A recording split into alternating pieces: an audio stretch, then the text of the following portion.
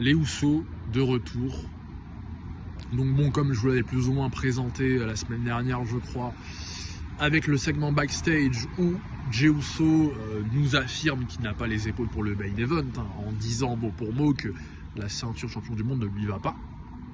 Et du coup, ce qui est cool, c'est que du coup, ça a été officialisé donc à ce Raw, du coup en début de semaine, où les Usos annoncent officiellement leur retour ensemble, ce qui fait que officiellement, ils annoncent la descente de Jey Uso en mid-card. Et donc là, en tag team. Mais ce qui est cool, c'est que en fait, il n'y a vraiment que des points positifs. Que des points positifs. C'est parfait. Donc, déjà, numéro 1, bien sûr le plus évident, la descente de Jey Uso en mid-card va donner une énorme lumière à la mid-card et encore plus à la division tag team. Donc en termes d'exposition, c'est très cool, en termes d'enjeu aussi, ce qui va faire que là, du coup, tu as un endroit de ta carte qui directement est beaucoup plus sujet à dégager de l'intérêt. Donc tu équilibres un peu plus déjà tout ça, c'est très bien. Vu que les Usos, historiquement, c'est une des plus grosses tag teams de l'histoire, c'est une tag team vraiment qui est née, qui a baigné dans d'énormes storylines, donc elle est riche en story. Les Usos, quand ils sont ensemble, en fait, ça le fait. Il y a le côté personnalité. Donc, ce qui est cool, c'est qu'en plus de gagner une tag team de légende, du coup en mid-card dans la division gagne aussi plus ou moins 2 persos. Car quand ils sont ensemble, finalement, ça le fait. Ça a du sens. C'est les 2 cousins de la Bloodline, machin, qui sont ensemble.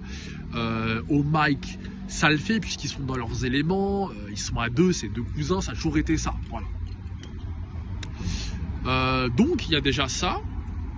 Donc, la division pourra du coup exploiter des rivalités passées, New Day Uso, les trucs comme ça, machin. Et ce qui est aussi intéressant, en fait, même New Day, Judgment Day, pourquoi pas, enfin, Uso, Judgment Day, pourquoi pas.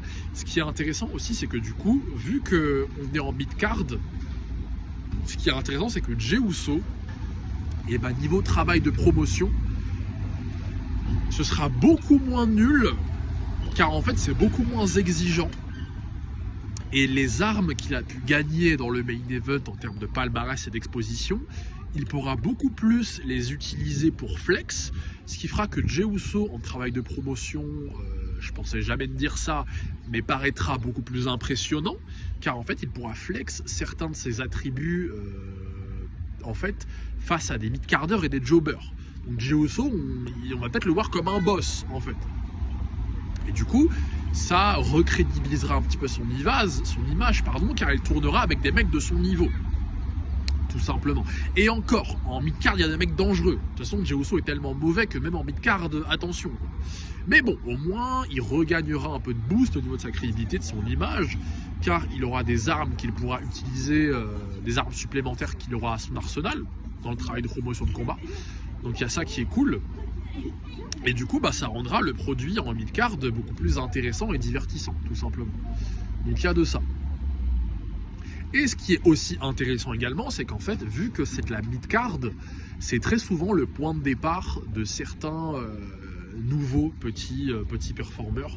Donc ce qui est cool, en fait, c'est que ces derniers-là, ils vont pouvoir gagner en exposition, vu que du coup, les Usos, quand même, et notamment Jey, rapportent une certaine lumière dans la mid-card. Et donc s'il y a des petits qui commencent vraiment à faire leur premier pas dans le main roster, dans la mid-card, et qui sont amenés bien évidemment à former des tag teams provisoires ou je sais pas quoi, ces derniers pourront vraiment beaucoup gagner en exposition, notamment surtout au niveau des matchs, mais même en travail de promotion. Parce que du coup, c'est ça qui va être intéressant. Ce qui a beaucoup manqué en fait à la division de tag team ces dernières années, l'absence des Usos, machin et tout, c'est le côté travail de promotion de combat. Puisqu'en fait, ce qui a infesté la division de tag team ces dernières années, c'est les mecs qui sont beaucoup trop typés in-ring. C'est les mecs des moves, des performances, et eux, en fait, ils n'ont pas de perso, ils n'ont pas de story, et en fait, on s'en bat les couilles de leur vie. Et malheureusement, ça s'est trop fini en tag team, c'est que des matchs. Or que les Usos, ils ramènent du coup le prestige des Usos, l'historique des Usos, les persos des Usos, et du coup le côté promotion de combat.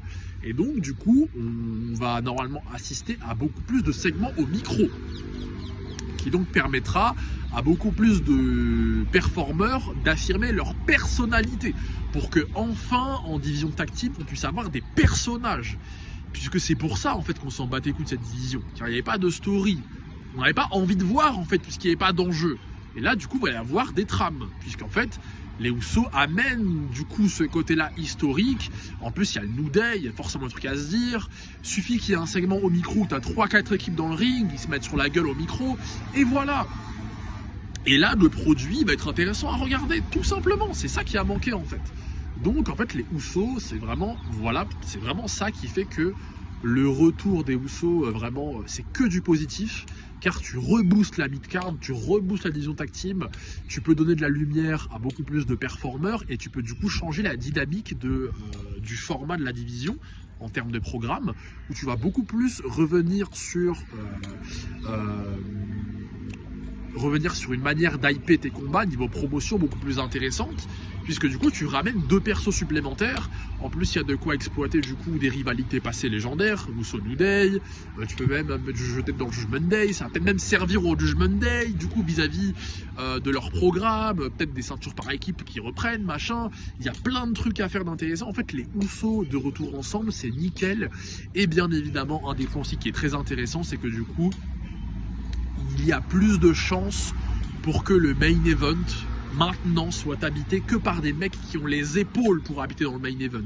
Puisque vraiment ce qui a aussi été relou cette année, c'est que Jey Uso a occupé une place beaucoup trop importante dans le main event, alors qu'il n'en a pas en fait le bagage. Ce n'est pas un bon mic worker. En tout cas, dans le main event, il n'a clairement pas le niveau, là où en mid-card, je pense qu'il pourra se débrouiller quand même en flexant pas mal de ses nouveaux accomplissements. Donc en fait il y avait ça, du coup il a pourri le main event malheureusement, parce qu'il n'avait pas les épaules, pas le bagage, pas assez divertissant, pas assez intéressant, pas assez vendeur, surtout à côté de la concurrence qu'il y avait dans le main event. Et donc ce qui est cool, c'est qu'en fait là, vu qu'il n'y est plus, et ben le main event a beaucoup plus de chances quand même maintenant d'abriter des mecs qui ont les épaules pour, des bons mic workers, des gros persos, des mecs qui vendent.